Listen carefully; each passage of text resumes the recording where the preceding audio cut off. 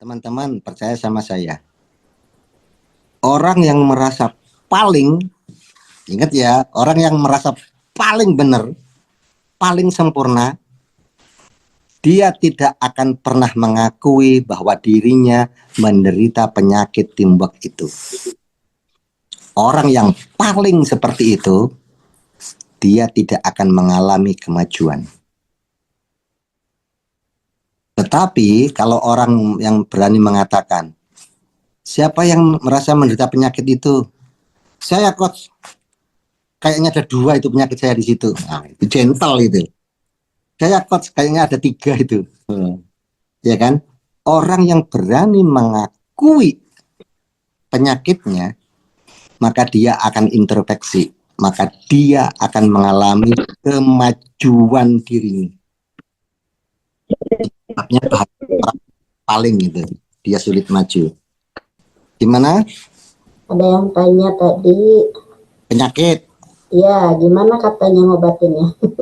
Ya, boleh dicatat tanpa penjelasan. Penyakit teamwork nomor 1. Berpikir kumpul atau home sharing itu nggak penting. Itu penyakit. Nomor 2. Budaya ngutang kepada tim. Entah itu kepada mitra, entah itu kepada mentor, entah itu kepada anggota tim lain di situ. Budaya ngutang.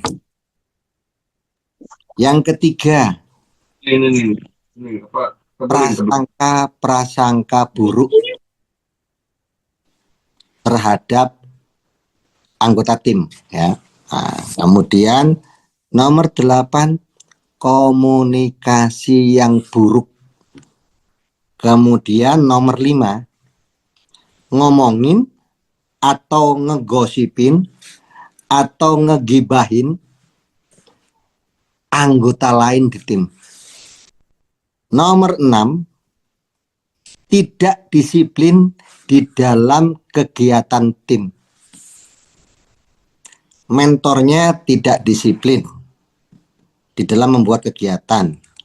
Kalau mentornya disiplin, Anda sebagai anggota menghadiri. Nah, Anda tidak disiplin menghadiri. Nah, seperti itu ya. Tidak disiplin di dalam kegiatan tim. Kemudian yang nomor 7, merasa paling di tim. Paling pinter, paling ngerti, paling berpengalaman, paling tahu. Nah, itu yang bikin rusak tim itu ya. Yang rusak.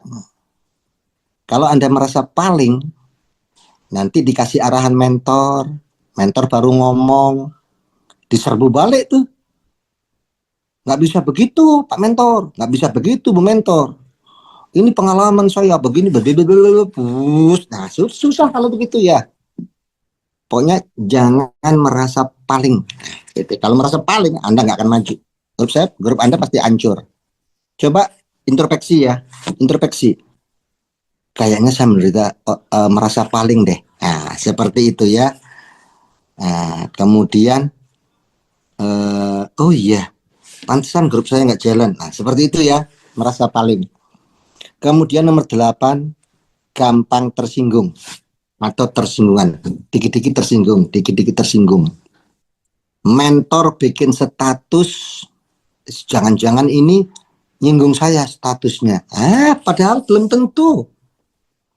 Ada tim lain bikin status, iya baperan, iya kan? Seperti itu pokoknya ya, kalau itu mah hancur aja ya. Oke ya.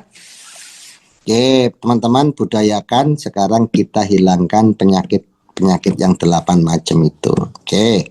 Sekarang kita masuk ke materi bagaimana cara melakukan teamwork di dalam tim. Oke.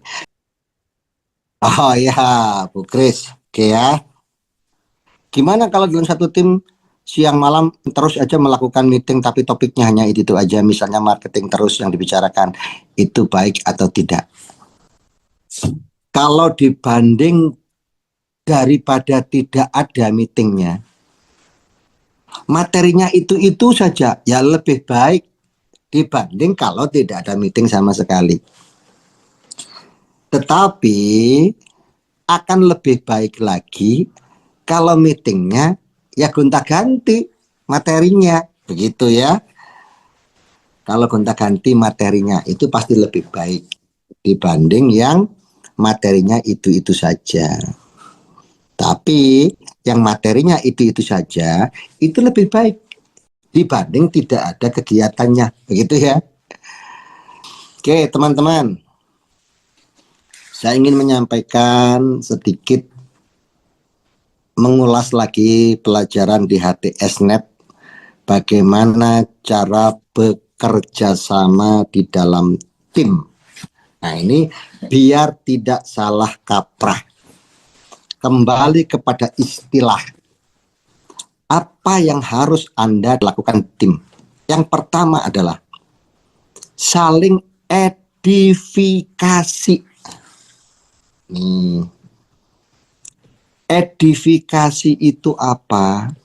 Edifikasi itu menceritakan sesuatu atau seseorang menceritakan sesuatu atau seseorang, tapi yang hebat-hebatnya, yang bagus-bagusnya, yang tujuannya adalah orang lain jadi tertarik. Nah, begitu ya. Contoh ini. Anda ketemu teman, mau mengundang teman ke acara seminar, misalkan ya, ke acara seminar. Jangan cuman mau tambahan penghasilan enggak? Lumayan loh. Sebulan 10 juta, lumayan loh, sebulan 20 juta. Mau enggak? Nanti acaranya hari Minggu, sama saya datang ke sana. Nanti dijemput. Boleh nggak gitu? Boleh. Tapi kurang sempurna, Pak. Di dalam kelompok kerja, di dalam kelompok tim ini, ketika tim membuat satu seminar, di sana ada teman yang lain, di sana ada leader, ada mentor, tugas Anda yang pertama adalah satu. Kalau mau mengundang orang, edifikasi acaranya. Jadi Anda bilang, misalkan Anda punya teman, sebut saja namanya Aldo.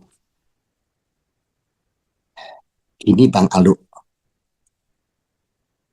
Saya pikir masalah yang kamu alami saat ini, itu akan ketemu jalan keluarnya, Do. Kalau kamu mau menghadiri acara nanti, pertemuan di hari Minggu nanti, acaranya, seminarnya itu keren, Bang Aldo.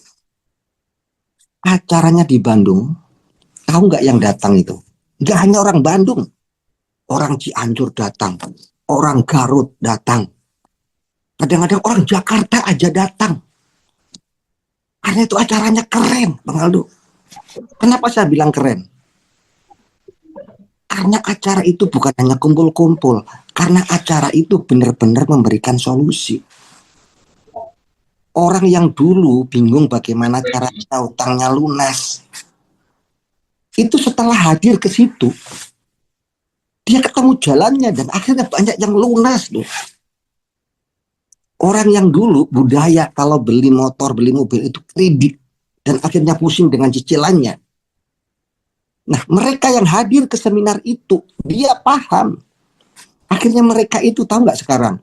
Bisa punya motor, bisa punya mobil, dan semuanya nggak ada yang kredit, semuanya beli cash.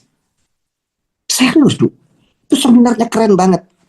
Nah, itu Pak namanya edifikasi. Edifikasi acaranya. Kemudian tambahin lagi. Tahu nggak? Itu yang datang dari Bandung, dari Garut, dari Tasik, dari Jakarta.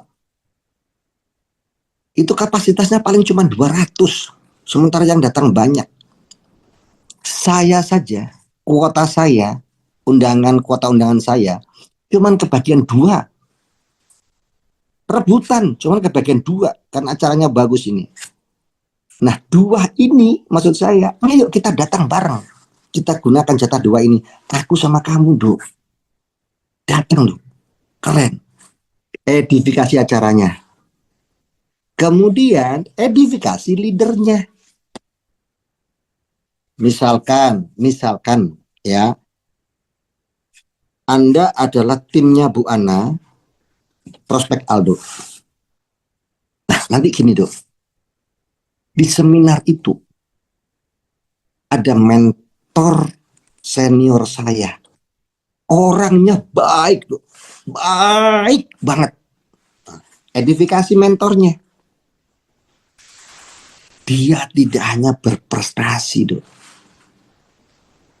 Dia, kalau dia dapat mobil, buat dia itu biasa. Tahu nggak apa yang membuat orang respect sama dia dok? Selain dia baik. Bu Ana ini sudah membantu banyak orang yang punya penghasilan tambahan. Seperti kita. Bu Ana ini sudah membantu orang-orang yang akhirnya bisa beli motor semuanya cash.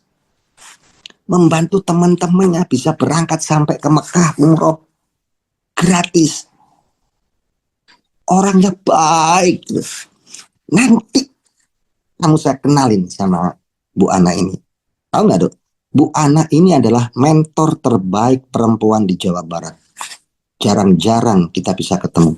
Nanti hari Minggu dia ada. Saya akan kenalkan kamu sama dia. Dan kamu nanti ngobrol. Kamu coba ceritakan masalahmu. Insya Allah Bu Ana akan respect, memberikan jalan keluarnya. Orangnya baik. Nah itu edifikasi leadernya. Sehingga Aldo itu ada ketertarikan. Acaranya kayak apa sih? Wah, mentornya kayak apa sih? Wah gitu. Timbul ketertarikan untuk datang.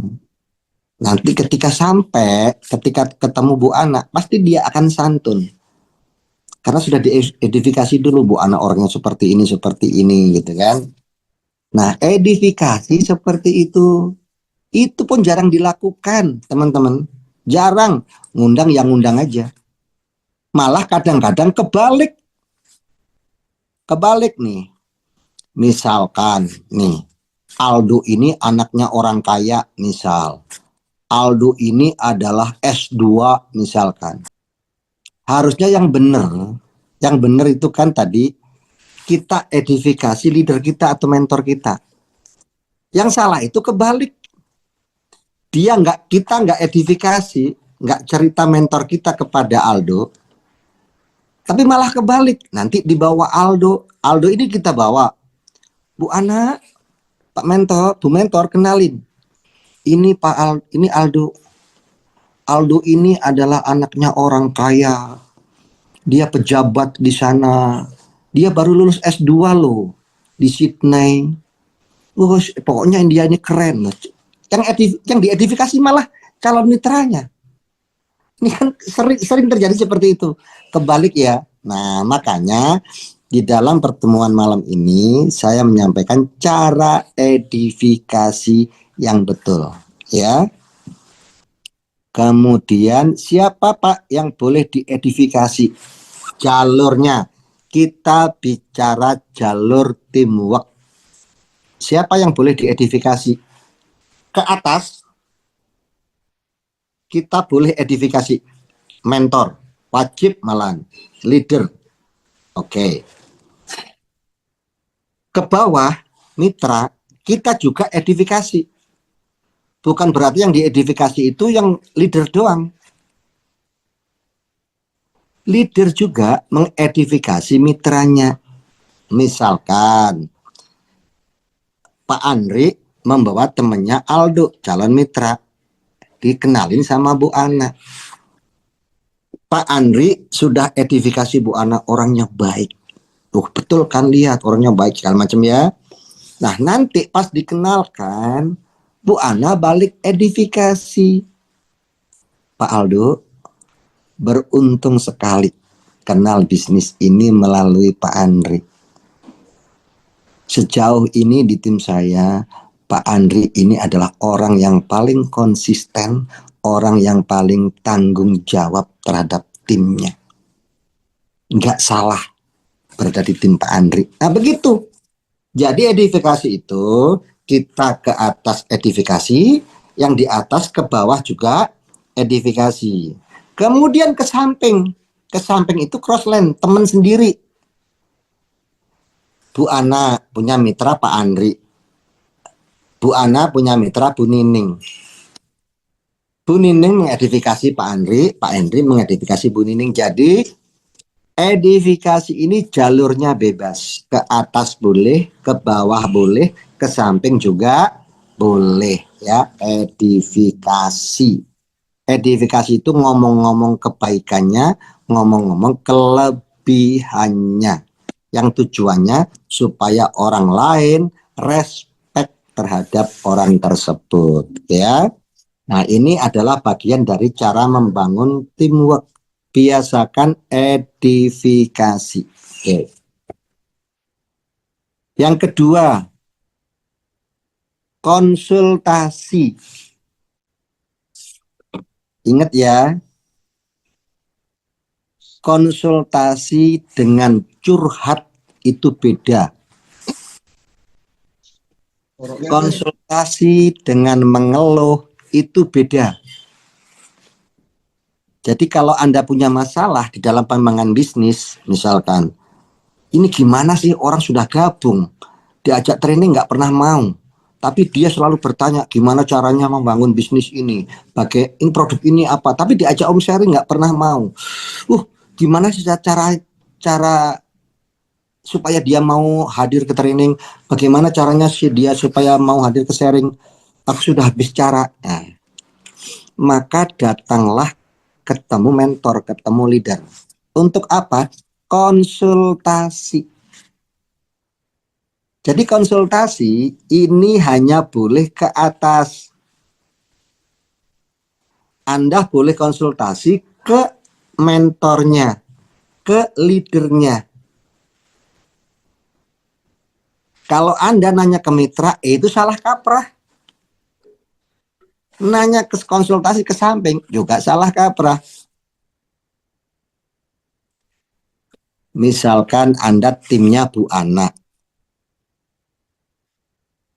Gimana ya strategi yang paling bagus mengembangkan bisnis ini di kalangan anak-anak muda?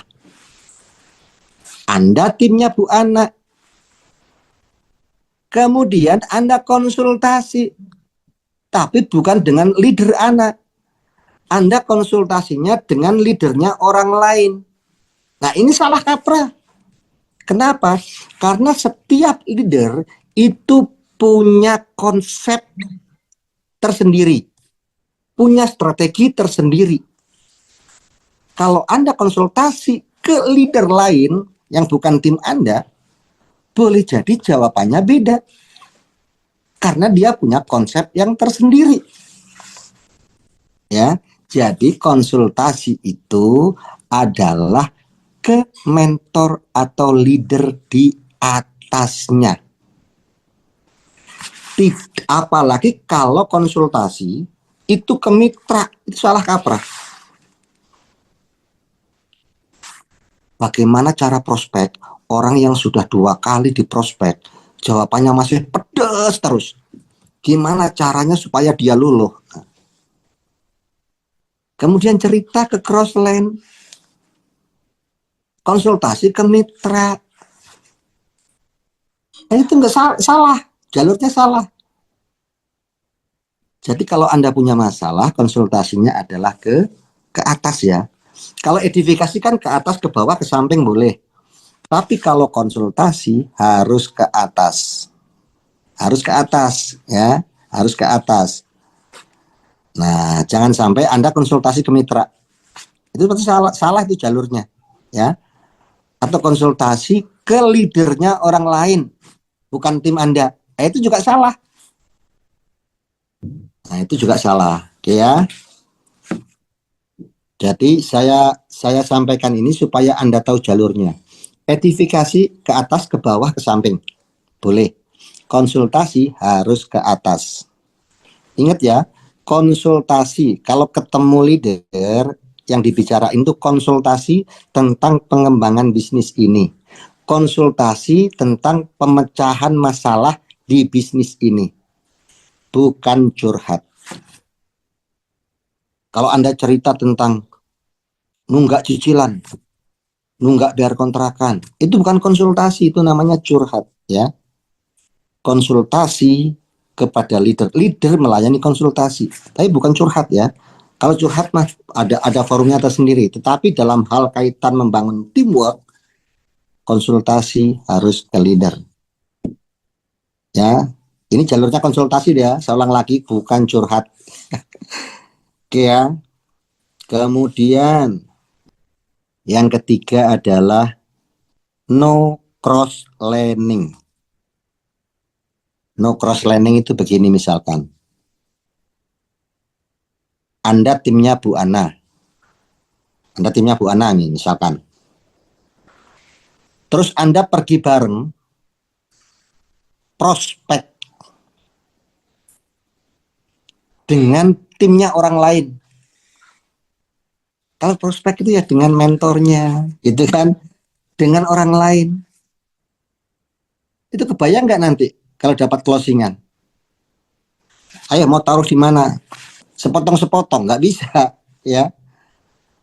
Pokoknya di dalam urusan kegiatan seperti training, home sharing, itu boleh bareng-bareng dengan crossline. Tetapi di dalam aktivitas prospek pembinaan khusus tim, itu ya harus dengan timnya sendiri, tidak dengan crossline. Tapi kan saya sama-sama timnya Coach Ruhan. Iya, ini saya punya tim di sini, punya tim di sini. Nah, yang di kiri dengan kanan itu Anda itu crossline, walaupun sama-sama di bawah saya. Nah, crossline ini kerjasamanya dalam bentuk apa? Bikin acara, bikin home sharing, bikin gathering itu boleh. Tetapi kalau minta tolong nih misalkan, tolong bantuin aku ya keluar kota ya. Nanti ada seminar begini. Nah, minta tolongnya ke orang lain yang crossline. Ah, itu salah itu. Oke ya.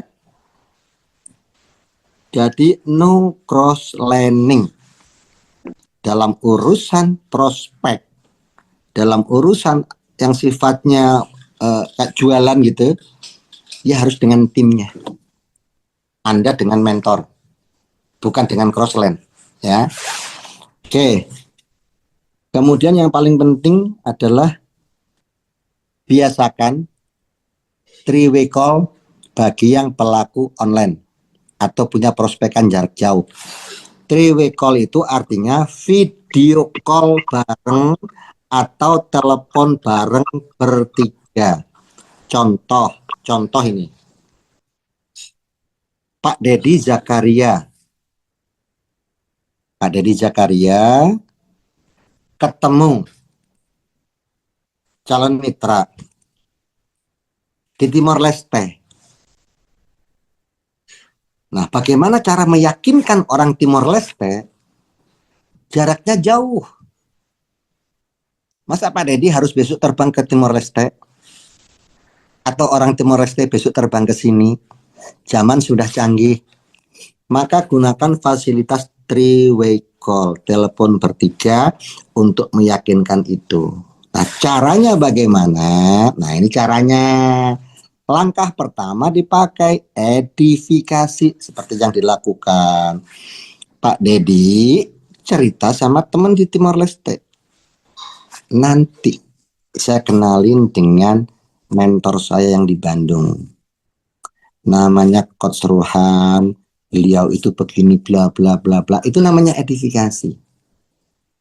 Nah, setelah itu bikin jadwal ulang, disambungkan telepon bertiga. Nah, di kesempatan itu Pak Deddy mengenalkan, oh iya Bu Christine, Pak Agusto, ini coach saya yang di Bandung, beliau begini. Oh iya coach, ini adalah teman dari Timor Leste, ada Bu Christine. Nah seperti itu ya. Kemudian silahkan ngobrol. Nah, Maka ketika itu dimanfaatkan, seorang leader dia akan ambil peran untuk meyakinkan calon mitranya tadi. Seperti itu ya. Budayakan untuk melakukan three-way call. Untuk calon mitra atau untuk mitra baru. Misal ini, misalkan Budayang punya closingan baru. Nah, orang ini dinilai misalkan uangnya ada, potensinya ada, sudah ada keinginan untuk bergerak, dari Budayang sudah, maka lakukan three-way call. Kenalkan dengan mentor di atasnya. Budayang bisa menghubungi saya terlebih dahulu. Coach, saya ada closingan, orangnya seperti ini, seperti ini, seperti ini, seperti ini. Uangnya ada begini, gini. Gimana caranya supaya dia bergerak lebih cepat ya? Udah. Oke, kita telepon kapan enaknya? Besok sore ya. Jam berapa Coach bisanya? Jam 4. Jam 4 bisa. Kemudian Budayang menghubungi mitra barunya. Misalkan namanya Rudi, misal. Telepon. Halo Pak Rudi, apa kabar Pak Rudi? Baik, gini. Pak Rudi, aku tadi telepon sama coach di kita itu. Dia itu adalah mentornya para mentor di bisnis ini. Tadi saya ngobrol panjang lebar, saya cerita kalau saya punya mitra baru namanya Pak Rudi, orangnya gini, orangnya serius gitu. Kan nggak mudah ya kalau kepingin dapat arahan, ngobrol sama coach itu nggak mudah. Kemudian, coach, gimana kalau mitra saya Pak Rudi ini ingin ngobrol sama coach tentang bisnis ini? Bagaimana supaya ini bisnis ini berkembang lebih cepat? Di luar dugaan Pak Rudi, kata coach apa? Oke, saya senang sama orang seperti Pak Rudi. Sampaikan besok jam 4. Waktu saya ada buat Pak Rudi. Itu Pak Rudi. Jadi besok jangan kemana-mana. Kita telepon dengan keseluruhan. Seperti itu ya. Nah, tugasnya adalah seorang mentor akan mengucapkan welcome di bisnis ini kepada mitra baru tersebut, sekaligus memberikan arahan supaya dia bergerak lebih cepat. Ini fasilitas dari three-way call dan ini jarang dilakukan. Nah, teman-teman yang di bawah mitranya Budayang pun sama. Jangan punya mitra baru sama Budayang, pembinaan sama Budayang, nanti sengklek nanti kata orang Sunda. Jadi kalau teman-teman yang di timnya Budayang punya closingan baru, dia melakukan hal yang sama. Minta waktunya Budayang telepon bertiga. Anda ceritakan dulu mitranya itu tipikalnya seperti apa, ekonominya seperti apa, maunya seperti apa, supaya Budayang tuh tahu gambaran besok ngomong seperti apa. Gitu. Edifikasi dulu, nah, kemudian telepon bertiga. Maka ketika telepon bertiga, Budayang sebagai leader mengucapkan welcome, selamat datang di bisnis ini, bisnis masa depan. Sambut orangnya dengan hangat, itu akan punya kesan tersendiri bagi orang tersebut. Karena dia diakui oleh leader secara pribadi, tidak di grup gitu ya, sambutan langsung. Nah, kemudian di situ nanti Budayang memberikan arahan, ya. Nah, itu kalau sering dilakukan, Pak, solid timnya, percaya sama saya ya, solid timnya, ya. Kemudian yang terakhir adalah kalau kepingin kuat timnya, budayakan punya home meeting atau home sharing. Jangan sampai nggak punya. Harus punya. Pak, harus banyak? Enggak.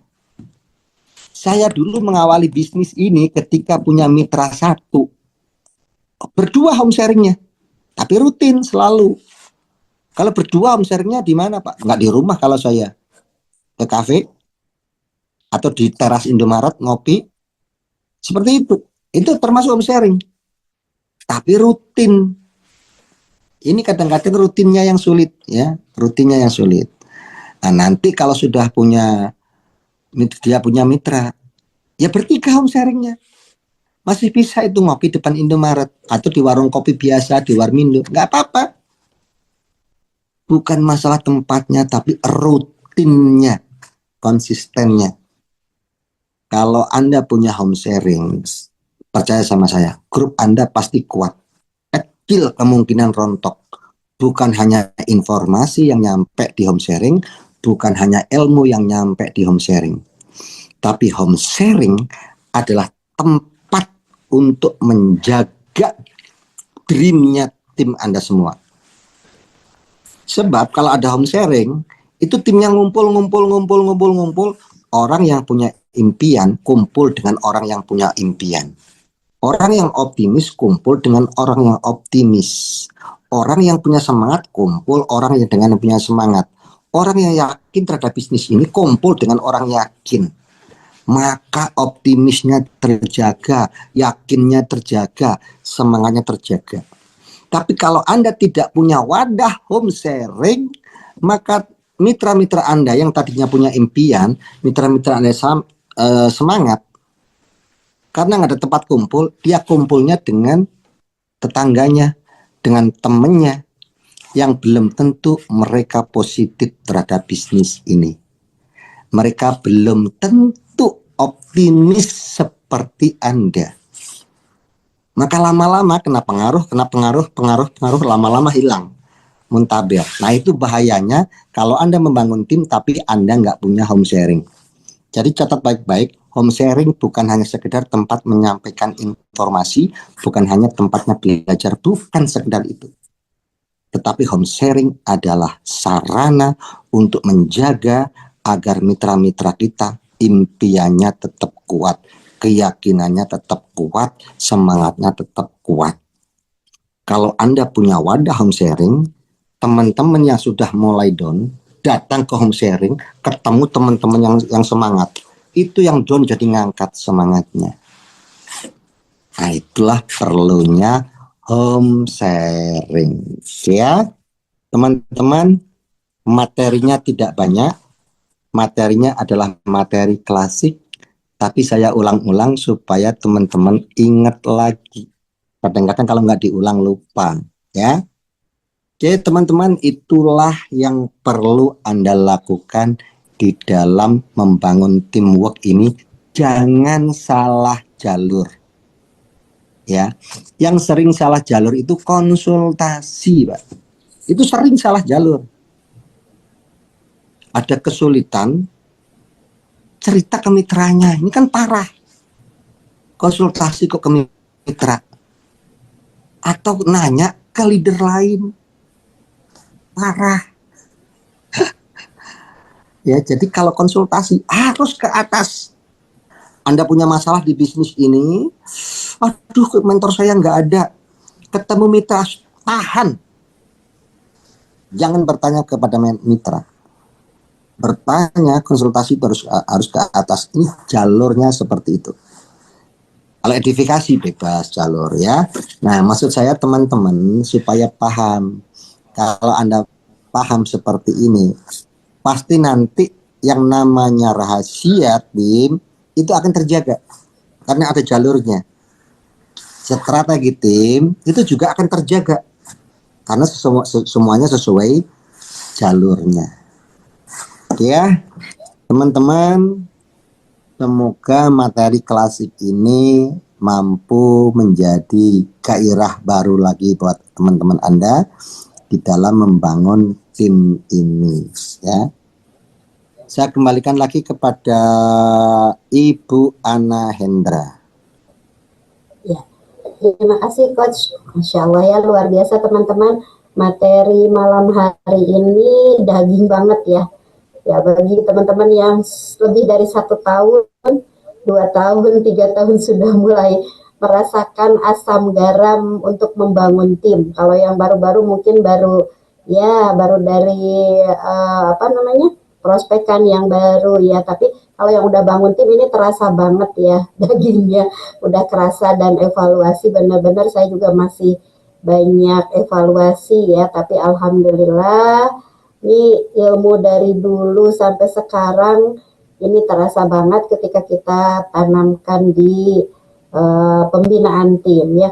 Luar biasa teman-teman, kalau kita lihat di seminar ya, walaupun misalnya sudah luxury, sudah timnya besar atau sudah big ambassador gitu ya, tapi kita bisa lihat gitu tim-tim yang bisa mengkoordinir atau melakukan duplikasi ke timnya itu memang tidak mudah ya. Nah, jadi teman-teman malam hari ini dengan ilmu ini mudah-mudahan kita semua bisa membangun tim ya. Yang belum punya tim yakin suatu saat akan punya tim, dan dengan ilmu ini nanti kita membangun timnya dengan cara yang benar ya. Mulai hilangkan penyakit-penyakitnya, jangan dikembangin penyakitnya, tapi pengembangan timnya tidak ya.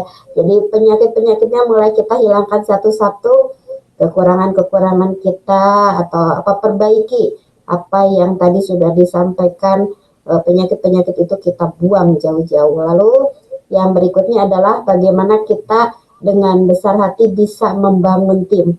Karena di bisnis ini Masya Allah luar biasa ya, banyak sekali di lapangan ketika kita terjun ke lapangan bertemu dengan berbagai macam orang. Jadi dengan ketemunya ilmu ini malam hari ini, teman-teman udah siap nih di lapangan.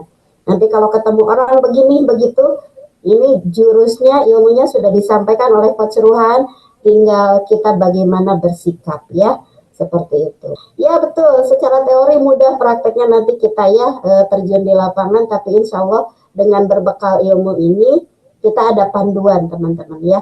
Oke, ada yang mau bertanya silahkan. Nah ini dari Bapak Mulyadi Coach. Bagaimana agar bisa menduplikasi mentor atau coach untuk bisa menyampaikan lagi ke mitra atau calon mitranya? Gimana coach? Ya, duplikasi mentor. Oke. Cara menduplikasi dari mentor buat timnya, atau bagaimana caranya kita menduplikasi ya. Bagaimana caranya supaya saya bisa menduplikasi mentor? Pertanyaan seperti itu, atau bagaimana caranya supaya tim-tim saya bisa menduplikasi seperti mentor. Ya, kalau saya lihat pertanyaan tadi itu adalah bagaimana supaya mitranya bisa menduplikasi seperti mentor. Oke ya. Cara yang paling mudah adalah setiap mentornya punya kegiatan home sharing, training, Zoom, ajaklah mitramu hadir. Itu cara yang paling mudah.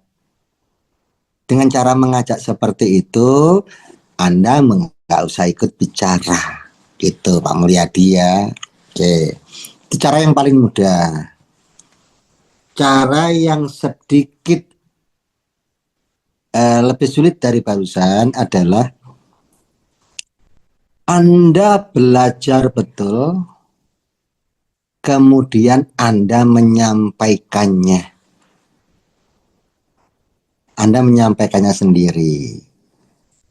Tetapi ada cara menduplikasikan ke tim yang paling efektif adalah Anda melakukan lebih dahulu apa yang Anda inginkan dari tim. Nah, itu misalkan tadi penyakitnya jangan baperan, penyakitnya jangan jadi tukang gosip, penyakitnya harus disiplin, penyakitnya harus begini kan. Nah, makanya Anda melakukan terlebih dahulu.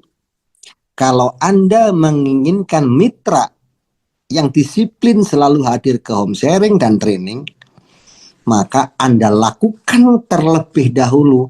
Anda selalu hadir ke home sharing dan training.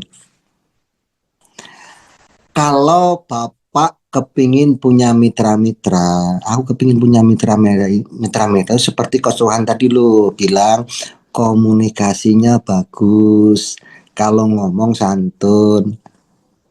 Aku kepingin punya mitra-mitra seperti itu, menduplikasi gitu kan.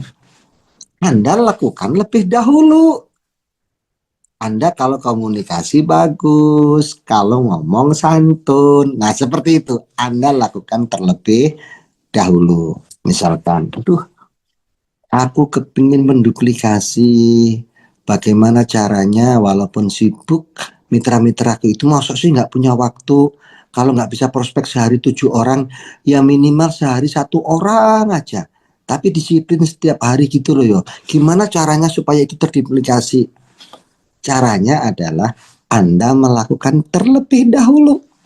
Anda prospek setiap hari. Anda punya grup. Ketika Anda prospek, ada dokumentasi, kirim ke grup. Kenapa ini menjadi cara yang paling efektif? Nah, karena hukumnya manusia itu akan melakukan dari apa yang mereka lihat lebih dahulu, bukan apa yang mereka dengar. Makanya kalau ada game begini, gosok tangannya, pegang hidungnya, nah, semua pegang telinga, padahal bibirnya apa tadi? Gosok tangannya, pegang hidungnya. Semua peserta mengikuti pegang telinga, padahal bibir tadi bilang apa? Pegang apa? Hidungnya. Manusia akan mengikuti apa yang dia lihat daripada apa yang mereka dengar. Jadi, kalau kita menginginkan mitra jadi orang-orang yang santun, kalau kita ngomong doang, belajar ya kalau ngomong santun, belajar ngomong santun, tapi kita ngomongnya nggak santun, nggak dapet. Tapi kalau kita nggak terlalu teriak-teriak, tapi kita jadi orang yang santun, mereka akan melihat, oh jadi leader itu harus begitu. Nah begitu nanti ditiru. Nah kemudian kalau mau sukses di bisnis ini, kalau mau tumbuh, kalau mau solid grupmu, harus disiplin. Kalau ada home sharing datang, kalau ada training datang, kalau ada seminar datang, nggak boleh ada alasan kalau mau sukses. Tapi kitanya nggak pernah ada di home sharing, nggak ada di training. Tetap yang ditiru itu adalah apa yang dia lihat. Ngomong doang, kan leader juga nggak pernah ada. Yang ditiru itu adalah tindakannya. Tetapi kalau kita tunjukkan setiap ada training kita hadir, ada home sharing hadir, kita Zoom juga hadir, ya kan? Maka mitra-mitra akan melihat, oh, cara membangun bisnis ini kalau mau besar, tuh lihat leader kita. Selalu hadir ke setiap pertemuan, nggak pernah absen. Nah begitu, itu cara menduplikasi yang paling efektif. Kemudian bagaimana supaya mitra-mitra kita tiap hari prospek? Ya kita tunjukkan, kita tiap hari prospek. Lagi prospek ada videonya, kirim ke grup. Kita prospek, ada fotonya, kirim ke grup. Nanti mereka akan melihat. Tuh, leader saja, mentor kita saja masih prospek. Ya wajar kalau dia bonusnya gede. Berarti kita kalau mau gitu ya harus kayak dia gitu. Kemudian kalau kita melakukan, terus kita ngasih nasihat, ngasih masukan, itu tajam. Karena kita mengatakan apa yang kita lakukan. Yang bahaya itu kan kalau kita menyampaikan yang kita tidak lakukan. Nanti pertanyaannya balik ke kita. NATO. No action, talk only. Kamu nggak melakukan, bisanya nyuruh-nyuruh doang. Kamu calo. Nah, begitu. Oke ya. Jadi cara menduplikasikan kepada tim di antara beberapa cara yang paling tajam, yang paling efektif adalah kita menjadi contoh buat mereka, apa yang ingin kita duplikasikan kepada mereka. Semoga membantu Bapak Mulyadi. Ya, terima kasih Coach. Masih ada pertanyaan lagi. Gimana Coach seandainya teman kita itu cuman crossline, tapi teman itu lebih nyambungnya dengan kita dan selalu saja bertanya pada kita. Itu gimana cara kita untuk meresponnya? Oke, kalau hanya sekedar bertanya, kan gini ya, bertanya dengan konsultasi itu beda. Ya, misalkan bertanya, kalau penyakit ini minumnya apa ya? Cara pakai pupuk itu seperti apa ya? Kalau untuk padi ya pakai pupuk apa? Itu bertanya itu boleh itu. Kalau konsultasi itu adalah hal yang berkaitan dengan penyelesaian masalah di dalam pekerjaan tim. Ada kendala seperti apa masalahnya yang harus diselesaikan. Nah, kalau ada tim crossline, cerita ke kita. Kita aja nggak tahu cara jalan keluarnya, dicurhatin, gitu kan. Jadi cara yang paling bagus bukan soal nyaman atau tidak. Konsultasi itu bukan soal nyaman atau tidak, tapi soal siapa yang pengalaman, siapa yang lebih tahu. Dan biasanya mentor, leader itu lebih banyak pengalamannya. Begitu ya. Jadi bukan soal nyaman atau tidak. Cara mensikapinya ya kita begini loh. Kalau kamu nanya soal tentang produk, oke lah kita belajar bareng-bareng. Aku juga lagi belajar cara pakai pupuk yang saya tahu begini. Kalau kamu gimana sih caranya ya? Kalau mau prospek orang yang nggak dikenal misalkan gitu kan. Saya ada pengalaman begini-begini. Siapa tahu bisa dicoba. Kalau nanya-nanya begitu nggak masalah. Tapi kalau sudah konsultasi, beda loh ya. Saya bilang kan, bertanya curhat dengan konsultasi itu beda. Misalkan, ini timku yang satu. Ini lagi ada masalah dengan sebelahnya. Kenapa? Ini masalahnya, dia punya prospekan, diprospek sama ini. Tapi ternyata dia itu teman sekolahnya si Anu. Ya rebutan segala macam. Gimana cara ngatasinya bro? Itu kan perlu konsultasi ya. Maka Anda sebagai crossline, sebaiknya kamu konsultasikan kepada mentormu. Mentormu pasti lebih tahu langkah apa yang harus diselesaikan. Itu bukan ranah saya sebagai teman. Karena setiap leader itu punya strategi masing-masing. Nah, begitu ya. Jadi kalau konsultasi itu ranahnya arahkan ke mentornya. Tapi kalau hanya sekedar bertanya-tanya urusan produk atau urusan kecil gitu ya nggak apa-apa.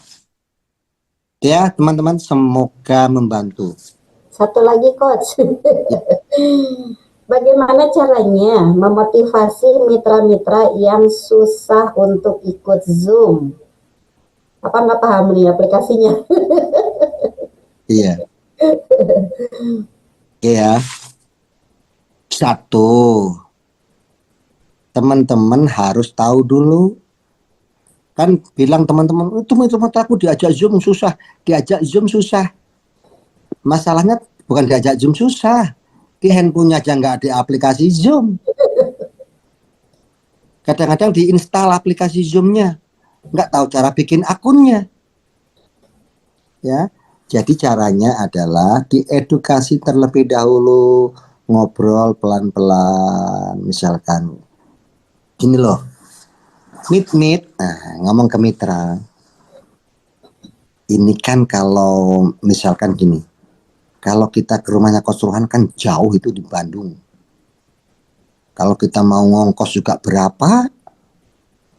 Nah, sementara materi-materi yang disampaikan Coach Rohan itu banyak yang bagus pokoknya. Wah, dibagus-bagusin, edifikasi. Ya, edifikasi.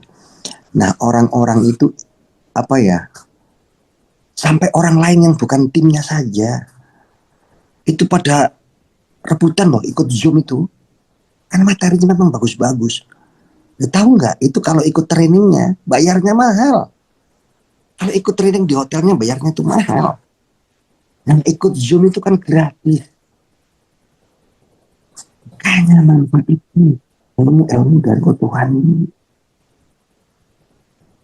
Kenapa kemarin nggak ikut Zoom?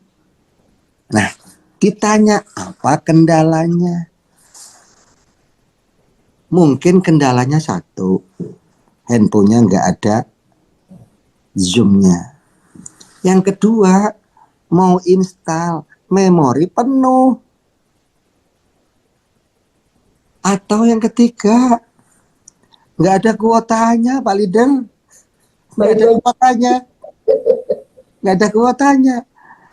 Jadi cara menghidupkan bagaimana? Ya fasilitasi. Fasilitasi, misalkan punya tim di sana, ada beberapa orang. Oke, bagaimana kalau gitu kita pasang wifi? Sebulan kan 250.000 nih. Kita kan 5 orang nih. Patungan, bagaimana? 50.000 ewang. Saya 50.000, kamu 50.000. Pakai sepuasnya dalam waktu 1 bulan. Bagaimana kalau gitu? Nah, gitu ya. Dikasih solusinya supaya hidup. Karena gini, mitra kita nggak hadir Zoom, belum tentu nggak kepingin. Boleh jadi ada kendala lain yang kita tidak tahu persis apa kendalanya. Karena mitraku juga banyak, kenapa nggak pernah ikut Zoom. Dan ngisi kuota 20.000, baru pembukaan habis. Nah, caranya bagaimana supaya kuat? Wifi. Caranya bagaimana? Kasih solusi. Kamu nggak punya wifi? Ya. Kamu tahu nggak? Di belokan itu ada Warmindo. Warmindo itu ada wifi gratis. Makan Indomie di situ. Kenyang. Dapat wifi penuh. Ikut Zoom. Masih solusi. Begitu ya. Teman-teman, begitu seperti kalau kuota ada, handphone ada, aplikasi ada, tapi kenapa nggak pernah ikut mau Zoom? Ya, ya mungkin edukasinya yang kurang. Dulunya pernah ikut Zoom, seperti yang disampaikan Bu Kris, tapi tiap Zoom yang diomongin ya itu lagi, itu lagi, itu lagi. Sehingga muncul kebosanan gitu ya. Akhirnya tiap Zoom ngomongin bonus sponsor, bonus pasangan. Nanti Zoom lagi, bonus sponsor, bonus pasangan, reward. Nanti Zoom lagi, bonus sponsor, bonus pasangan, reward. Ya lama-lama diajak Zoom juga nggak mau gitu. Nah, sekarang bagaimana supaya mau ikut Zoom? Edukasi, dikasih informasinya. Zoom yang ini beda loh. Semua orang itu kalau mau ikut Zoom tahu ini enggak. Orang-orang yang sudah jadi mereka bawa pulpen, mereka bawa buku, mencatat. Ini beda Zoom-nya. Nah, itu diedukasi kepada mitra-mitranya bahwa ini beda dengan Zoom yang diikuti dia sebelumnya. Gitu ya. Saya kembalikan kepada Ibu Ana Hendra, orang paling tercantik di Zoom ini. Masya Allah. Terima kasih Coach. Masya Allah teman-teman semua. Alhamdulillah luar biasa daging semua ini ya ilmunya. Mudah-mudahan teman-teman dengan ikut Zoom malam hari ini kita menambah lagi percaya diri kita untuk mengembangkan tim kita dan mudah-mudahan ini menjadi pembakar semangat ya. Mudah-mudahan malam ini menjadi malam yang penuh berkah buat kita semua ya. Baik, terima kasih. Kita tutup dengan bagi yang muslim saya pimpin dengan kifarat majelis dan hamdalah. Subhanakallahumma wa bihamdika asyhadu alla ilaha illa anta astaghfiruka wa atubu ilaik. Alhamdulillahirrahmanirrahim. Mohon maaf atas segala kekurangan. Terima kasih Coach Ruhan untuk ilmunya sangat luar biasa. Terima kasih teman-teman yang sudah hadir. Saya Ana dari Bandung, pamit undur diri. Wassalamualaikum warahmatullahi wabarakatuh.